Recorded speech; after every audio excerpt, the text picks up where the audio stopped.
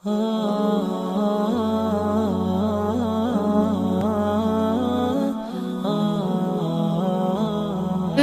yang ketiga adalah wa ta'arrudun listiqbalin wa adadi raka'atin. Sunnahnya adalah menyebutkan istiqbalul kiblah atau adada rakaat. Usolli fardul maghribi salasa raka'atin mustaqbilal kiblati. Nah, itu sunnah menyebutkan mustaqbilal kiblati sama salasa raka'atin itu sunnah. Sama dengan lillahi ta'ala. Sama dengan tadi adaan. Nah, ini sunnahnya. Sebutnya itu sunnah. Wa sunnah nutqun bimanawin qabla takbir. Sunnah juga hukumnya melafatkan niat sebelum takbir. Sebelum takbiratul ihram dia sebut dulu usolli fardul maghribi. Itu sunnah. Usolli fardul maghribi salasa raka'atin mustaqbilal kiblati adaan ma'muman lillahi ta'ala.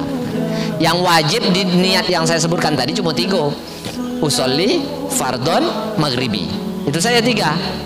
Salasa raka'atin sunnah, mustaqbilal kiblati sunnah, terus adaan sunnah, atau ma'muman sunnah, lillahi ta'ala sunnah juga.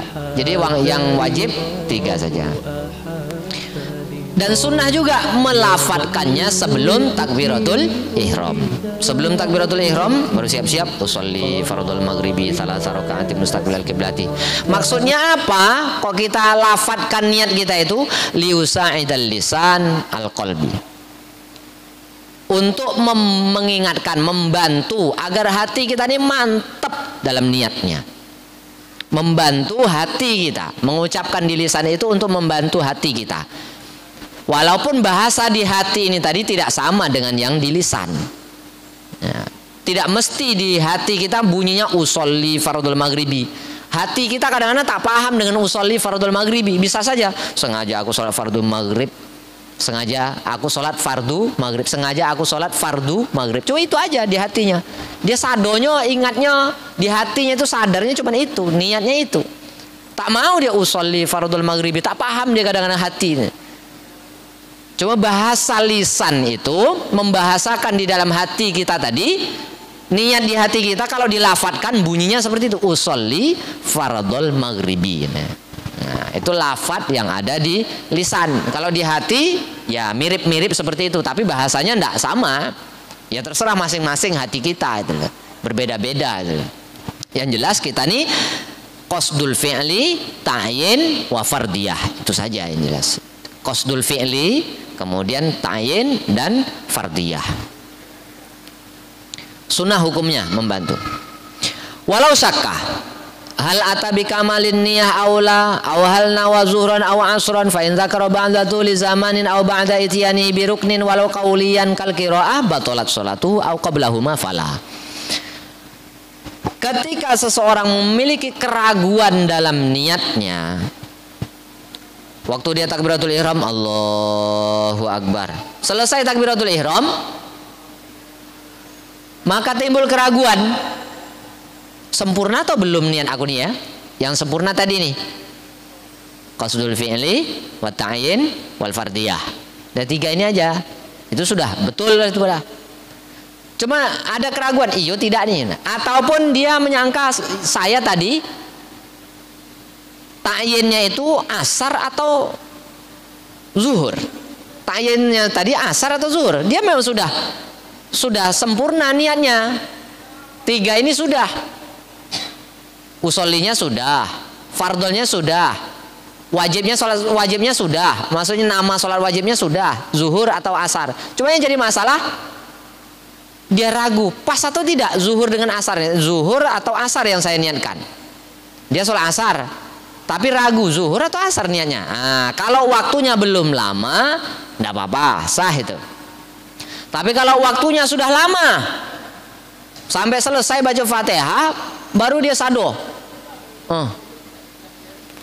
Jangan-jangan aku tadi niatnya sholat zuhur nih, padahal sholat asar. Yang seperti itu batolat sholatu, sholatnya batal. Tapi kalau belum lama, ya tidak. Jadi niatnya harus mantap, pastikan itu 3 ini. Pastikan yang 3 itu dalam sholat fardu. Nah cukup, ini bab niat mengulang yang semalam. Kita lanjutkan ke rukun yang kedua. Wasaniha, rukun sholat yang kedua takbiratul taharrum, takbiratul ihram. Lil khabaril muttafaqun alaih, seperti yang dikabarkan oleh Nabi SAW, diriwayatkan oleh muttafaqun alaih, idza qumta ila sholati fakabbir, ketika kamu berdiri untuk sholat maka bertakbirlah. Jadi ini takbiratul ihram, rukun sholat yang kedua. Sumya bidzalik, mengapa kok dinamakan takbiratul ihram? Li'annal musalli yahrumu alaihi bihi ma kana halalan lahu qablahu min mufsidatis shalah. Sebelum dia mengucapkan takbiratul ihram,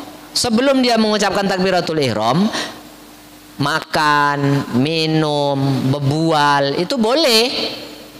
Tapi setelah takbiratul ihram tak boleh makan, tak boleh minum. Itu namanya takbiratul ihram, takbir yang mengharamkan sesuatu yang sebetulnya halal dikerjakan sebelum sholat. Tapi setelah takbiratul ihram tak boleh lagi berbual. Itulah sebutannya takbiratul ihram. Wa ju'ila fatihatis shalah. Ada lagi yang menyebutkan bukan takbiratul ihram, tapi menyebutkan adalah fatihatus shalah, pembuka sholat. Kenapa kok disebut pembuka sholat? Liyastahdirul musalli ma'nahu dalu ala azimati man tahayya li khidmatihi hatta tatimmu lahul haibah wal khusyu'. Karena ketika seseorang mengucapkan takbir Allahu Akbar itu tadi, menghadirkan orang yang sholat itu tadi, menghadirkan di dalam dirinya bahwa dia sedang menunjukkan keagungan Allah. Bahwa lafaz takbiratul ihram itu sedang menunjukkan keagungan Allah Subhanahu wa taala. Tidak pantas saya tunduk dan patuh ketika itu selain kepada Allah Subhanahu wa taala. Saya melaksanakan sholat ini tunduk dan patuh kepada Allah Subhanahu wa taala, sehingga ketika hadir keagungan Allah, kehebatan Allah, khusyuk pun ikut hadir. Itu makanya disebutkan Fatihatus sholat, pembuka sholat. Jadi pembuka sholat itu maknanya membuka hubungannya dengan Allah Subhanahu wa taala yang sebelumnya itu tertutup. Ketika takbir itu terbukalah hubungannya dengan Allah Subhanahu wa taala. Hanya yang patut dipatuhi, yang ditaati hanya Allah. Tunduk dan patuhnya saya mulai dari takbiratul ihram sampai salam ini hanya kepada Allah. Maka timbul kekhusyuan dengan sendirinya, kehebatan Allah pun hadir. Kemudian takbir Allahu Akbar ini tadi bukan sekali saja diucapkan, berulang-ulang, tikroron, berulang-ulang. Nak ruku, nak sujud, bangun dari sujud, nak sujud yang kedua, nak berdiri lagi ke rakaat selanjutnya, takbir diucap terus selain daripada i'tidal. Untuk apa? Untuk sering mengingatkan kita tentang keagungan Allah. Kita ini sedang menghadap Allah yang maha besar. Jadi tak layak kalau kita ingat-ingat yang lainnya. Alangkah naifnya seseorang yang sedang berbual dengan Pak Presiden, sedang berbual dengan Pak Presiden. Ada menteri datang, sibuk pula ngingat menteri. Agak-agak patut dah tuh. Tak patut. Apalagi cuma kepala desa. Ngalah. Lah ini kita ketika takbir lalat datang, sibuk pula dengan lalat. Lah kan naib betul kita nih. Padahal kita sedang menghadap Allah, sedang berbicara dengan Allah, sedang memuji Allah. Rasanya tak patut betul lah kalau sampai kita nih, ingatan kita nih kepada yang lain. Tak patut betul rasanya. Jangankan Allah Subhanahu wa taala. Menurut istri kita saja mungkin tak patut. Kita sedang berbual dengan istri kita, atau istri sedang berbual dengan suami. Datang anaknya memalingkan sikit aja kadang-kadang menurut suami, tak patut betul lah budak ini ganggu orang tuanya. Tak patut memang. Maka ketika takbiratul ihram itu kita hadirkan keagungan Allah, sehingga terbuka hijab kita dengan Allah Subhanahu wa taala. Langsung kita bicaranya dengan Allah Subhanahu wa taala. Timbul kekhusyuan dalam hati kita. Maka diulang-ulang ucapan Allahu Akbar itu sebagai takbir intikal untuk terus mengingatkan kita agar senantiasa kita sholatnya khusyuk. Terus takbiratul ihram ini makrunan bihi ay bi takbir an-niyatu li anna takbir awwal arkanis shalah fatajibu muqaranatuha bihi. Takbiratul ihram itu wajib bersamaan dengan niat. Jadi ketika kita mengucapkan Allah, itu niatnya ada tuh. Niatnya ada. Jadi niat itu bersamaan dengan takbiratul ihram. Wajib itu. Fatajibu muqaranatuha bihi. Maka wajib membarengkan antara niat dan takbiratul ihram. Dan ini boleh dari awal, dari alif Allahu Akbar itu Allahu Akbar dari alifnya sampai ro, boleh dari situ. Pokoknya antara alif sampai ro akbar. Dah, boleh juga di tengah-tengahnya, boleh. Jadi bagi kita orang awam ini boleh takbir, pokoknya ketika takbir masang niat, entah di tengah-tengahnya niatnya, entah di akhirnya. Tapi umumnya itu di tengah-tengahnya ketika melafadzkan Allahu Akbar. Kalau macam itu panjanglah Allahnya, memang betul panjang Allahnya. Sampai Ibnu Hajar mengatakan bahwa panjang lafadz Allahnya itu berapa? 7 alif. 7 alif itu berapa? 14 harokat. Lebih itu tak ada. Lebih itu tak ada. Boleh panjangnya tuh sampai segitu, sampai 7 alif, 14 harokat. Boleh dipanjangkan lafadz Allahnya itu. Jadi Allah Subhanahu Wa Taala memberikan keringanan kepada kita nih orang-orang awam untuk melaksanakan sholat, sehingga sholat kita nih sudah termasuk dalam kategori khusyuk ketika takbir ya Allah masuk dah, langsung Allahu Akbar, selesai, sempurna. Kemudian perlu juga dimasukkan dalam niat itu kal qasri lil qasir, bagi orang yang sholat qasar, orang yang berpergian musafir, dia mau sholat qasar, maka hendaklah dimasukkan qasarnya itu ke dalam niat. Umpamanya usolli fardul isya'i qasron, harus ada disebutkan qasronnya. Wajib dia nih memasukkan kalimah qasar itu dalam niatnya, usolli fardul asri qasron, usolli fardul isya'i qasron. Itu jadi 4, seharusnya kan 3 saja yang wajib. Kalau qasar jadi tambah 1 lagi, 4. Kemudian wajib juga wa kaunihi imaman au ma'muman fil jum'ah. Imam Jumat, imam sholat Jumat wajib menyebutkan imaman, usolli fardul jum'ati imaman, itu wajib. Jadi 4 berarti. Makmumnya juga gitu, usolli fardul jum'ati makmuman. Karena sholat Jumat itu tidak ada masing-masing, tidak ada pribadi, tak ada masing-masing sholat Jumat itu. Wajib berjamaah sholat Jumat. Kalau tak berjamaah tak Jumat namanya. Walaupun cuma dapat 1 rakaat. Jadi niatnya itu dimulai dari lafadz penyebutan alif dalam lafadz Allah sampai ke ro akbar, lafadz akbar.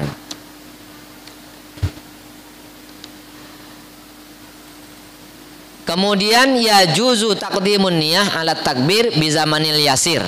Ini boleh juga mendahulukan niat sebelum takbir pada saat yang sikit. Maksudnya sebelum takbir itu sudah ada di hati dia. Sengaja aku sholat fardu maghrib, sengaja aku sholat fardu, sudah ada di hatinya. Baru dia takbir Allah, itu boleh juga. Itu diperbolehkan seperti itu. Dan itu sudah masuk nanti. Mesti masih ada di dalam hatinya. Niatnya itu masih ada ketika dia menyebut Allah, itu masih ada.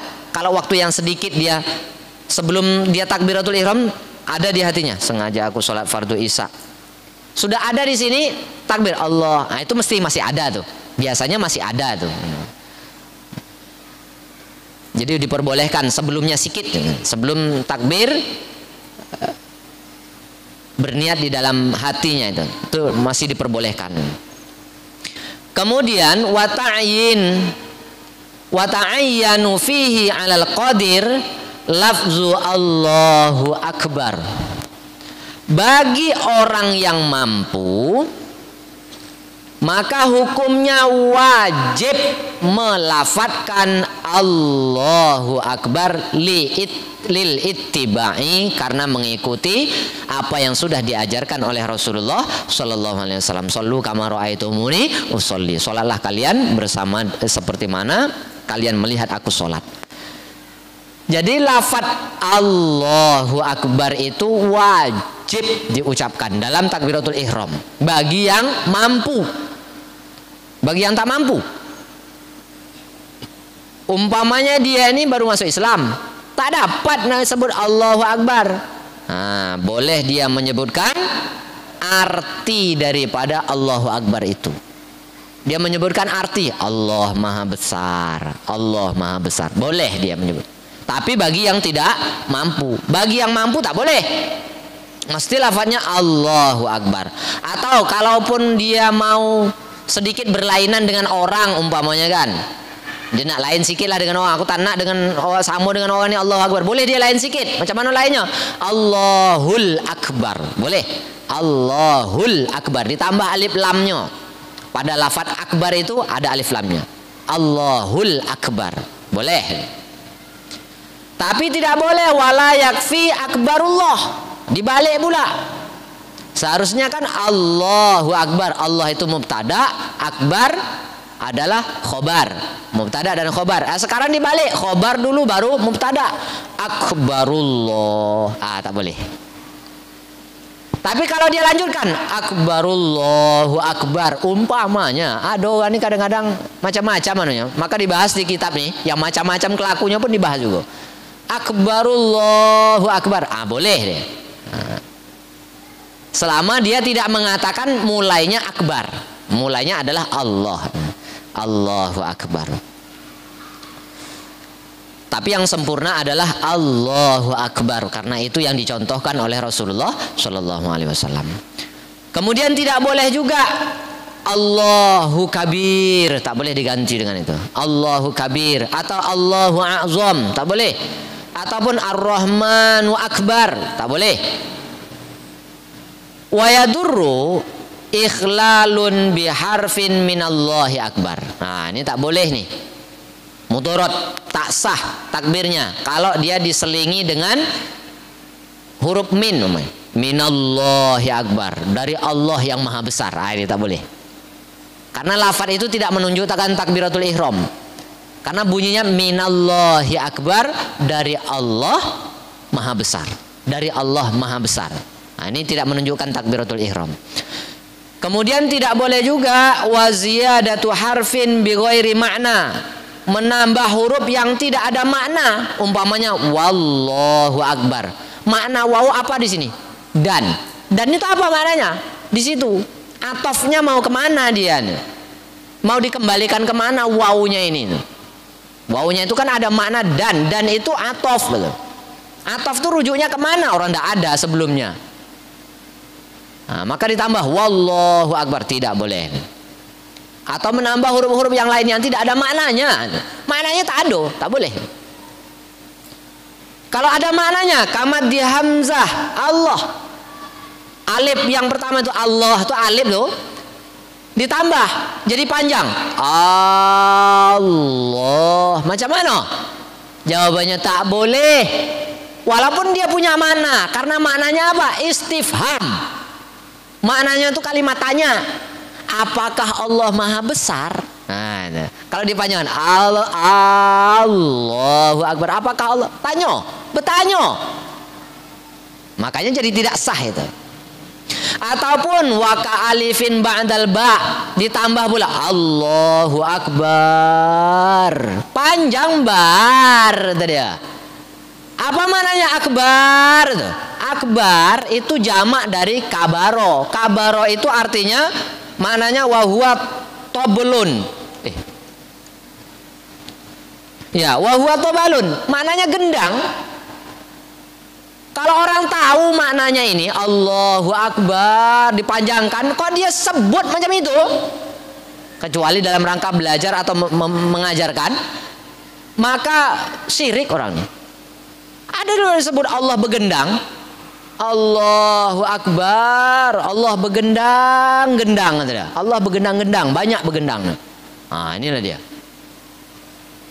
Makanya kalau azan, kalau qomat, kalau takbiran janganlah macam itu. Walaupun sambil begendang, Allahu Akbar, janganlah panjangan. Memang begendang betul, tapi Allah tak begendang. Nah, masalahnya itu dia. Jadi jangan dipanjangkan akbar, jangan dipanjangkan Allahu Akbar, karena merusak makna itu. Memang tambahan betul, ada tambahannya itu, tapi merusak makna tambahannya. Waziyadatu wawin qoblal jalalah, atau menambah wawu sebelum lafadz jalalah tadi sudah saya sampaikan. Ataupun watakhlilu wawin sakinatin mutaharrikatin bainal kalimatain, menambah wawu. Apakah wawu itu sakinah, wawu itu mati, atau wawu hidup? Allahu Akbar, itu kan wawunya mati. Allahu Akbar, itu kan mati wawunya. Atau wawunya dihidupkan, Allahu Akbar wa. Allahu Akbar itu juga tidak sah dijadikan takbiratul ihram. Wa kaza ziyadatu maddi alifin allati bainal lam wal ha ila haddun la yarahu ahadun minal qurra. Jadi boleh kita nih menambah Allah dalam lafadz Allah ini tadi lam jalalah sampai batas la yarahu ahadun minal qurra, yang tidak ada, yang sudah dibatasi oleh orang-orang yang pakar dalam membacanya, yang saya sampaikan tadi sampai 7 alif. Sab'u al-fatin. Jadi 7 alif. Perkiraannya seperti itu, perkiraan 1 alif 2 harokat. Jadi 14 harokat. Ini yang paling panjang penyebutan Allahu Akbar. Walayadurru waqfatun yasiratun baina kalimatai wahia saktatun tanafus. Macam mana kalau dia berhenti? Kan dia 2 kalimat, 1 kalimat berhenti Allah, karena panjang betul dia sebut Allah tadi, Allah sampai nak habis napasnya berhenti. Ambil nafas. Akbar, boleh jawabannya, sah. Allah Akbar, boleh. Tapi kalau sampai ngambil 2 nafas, Allahu Akbar, semput dia umumnya, tak boleh. Nah, dia cuma sekali nafas saja boleh ngambil. Kalau mau berhenti ini. Tapi kalau dipanjangkan seperti yang tadi, Allahu, itu tak boleh. Kalau nak berhenti dia Allah Akbar. Nah, boleh yang seperti itu. Karena itu masih benar dalam maknanya. Wala dhammur ra, begitu juga boleh dia. Kalau umpamanya rohnya itu didomahkan Allahu Akbaru, wa akbaru, nah, itu didomahkan rohnya, itu masih sah untuk takbiratul ihram. Bagaimana dengan orang yang memang dah belajar takbir nih ya, dari kecil dah belajar, dah dia memang pelo dia tak dapat, tetap juga dia sebut Allahu Akbar, kata dia. Entah neking, entah apa, Allah alam lah, pokoknya dia diajar berkali-kali kena sebat dah sering dah, tetap juga masih salah. Boleh, sah dia sholatnya itu sah. Cuma untuk dirinya sendiri, kalau dia jadi imam, ini tak boleh untuk imam umum, kecuali makmumnya semua ummi macam dia, lebih parah. Nah, itu. Imamnya macam itu, makmumnya lebih parah daripada itu. Nah, itu boleh dia jadi imam. Tapi kalau di situ ada imam yang bagus, nah, yang ummi ini tadi tak boleh dia. Karena batal sholatnya nih, karena batal sholatnya. Allahu Akbar. Ataupun dia menyebutkannya Allah, Allah, dia sebutnya tuh Allah, macam payah betul lah nyebut Allah tuh. Macam budak-budak kecil yang pertama diajar dengan Allah tuh dia. Dah diajar berkali-kali sampai tua masih macam itu juga, macam mana? Ya sama. Dia sudah belajar syaratnya, tapi jangan pula adalah aku tak bisa belajar macam ni. Cukup macam ini aja, tak bisa. Dia mesti terus belajar, memperbaiki talafuz yang benar tentang takbiratul ihram, sehingga betul lafadznya Allahu Akbar, Allahu Akbar. Nah, disebutnya betul. Sado dia sebutnya Allahu Akbar. Oke. Biasanya sering salah itu dalam melafadzkan la, lamnya, kemudian ha itu sering juga keliru. Nah, bukan ha jadinya, ataupun disebutnya karena bersambung hu akbar itu agak payah, wekbar kata dia.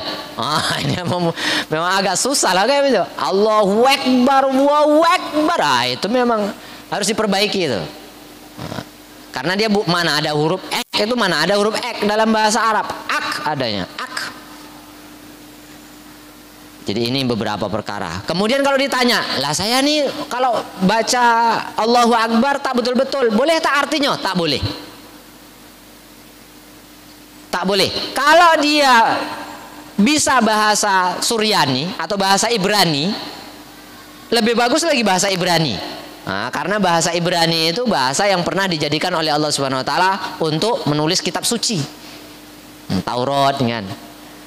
Kalau Injil umumnya kan ada bahasa Suryaninya itu. Jadi boleh memakai bahasa itu karena sudah ditulis oleh Allah Subhanahu Wa Taala sebagai bahasa kitab suci. Tapi yang sempurnanya, tetap yang sempurnanya adalah bahasa Arab yang sudah dilafadzkan oleh Nabi, yaitu Allahu Akbar. Yang belum bisa, belajolah sampai bisa. Walaupun dari kecil sampai tua belajarnya asik itu aja. Daripada awak sholat berdosa, awak sholat tapi berdosa karena kita tak mau belajar. Maka teruskan belajar, teruskan belajar, teruskan belajar sampai mati dalam keadaan masih belajar. Semoga Allah maafkan kesalahan dan kekurangan ibadah yang ada pada diri kita. Demikian saja, terima kasih. Kita sambung pada pertemuan yang akan datang. Subhanallah bihamdihi, subhanakallahumma wa bihamdika, asyhadu an la ilaha illa anta astaghfiruka wa atubu ilaik. Assalamualaikum warahmatullahi wabarakatuh.